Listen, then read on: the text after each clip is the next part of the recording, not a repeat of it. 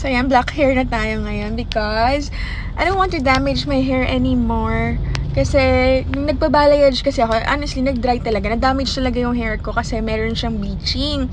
And then, when I asked if magpaparuting ba ako, i-bleach siya ulit, and then, madadamage na naman yung hair ko. Eh, ayoko na mag-undergo ng ganun. And I want a lesser maintenance na hair.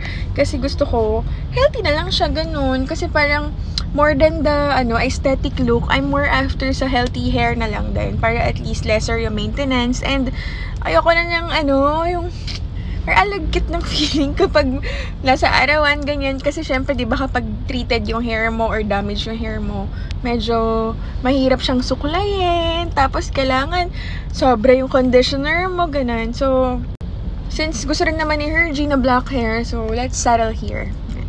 So, I receive a lot of messages regarding sa Forex. Like, ang dami nyo. Like, in a day, I receive 100 messages. And, honestly, I'm too overwhelmed. Hindi ko na kayo kaya replyan lahat.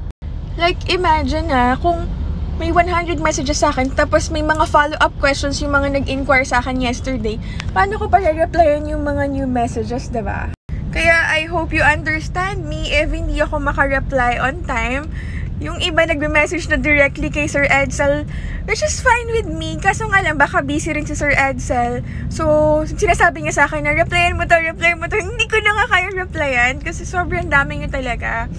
And regarding sa mga inquiries nyo, I wanted to answer na lang through TikTok videos para at least, I'll just send the link na lang. And then, doon na kayo bahala. Dyan na nyo lang kunin yung mga sagot sa tanong nyo. Kasi paulit-ulit lang naman din yung mga questions. And then, meron akong ginawa ng mga FAQs na in-screenshot ko na lang. Tinype ko, tapos in-screenshot ko na lang. Tapos sinasend ko na lang yung screenshot ng mga FAQs na yun.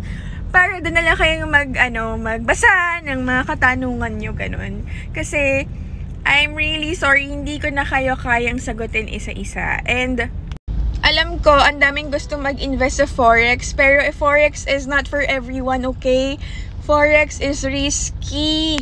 Super risky, okay? So, kung kunwari, nag-earn kayo ng mga losses, don't tell me na, scam. It's not scam when you know that there will come a time na talagang magkakaroon siya ng loss, especially if the market condition is not that good. So again, Forex is risky. Paulit-ulit ko sinasabi yan. So meron akong mga nag-register sa akin, like 100 plus na nag-register sa akin. Pero nasa 20% lang nun ang talagang desidido and seryoso. Yung iba tanong-tanong lang. Sige, sayang lang yung oras ko.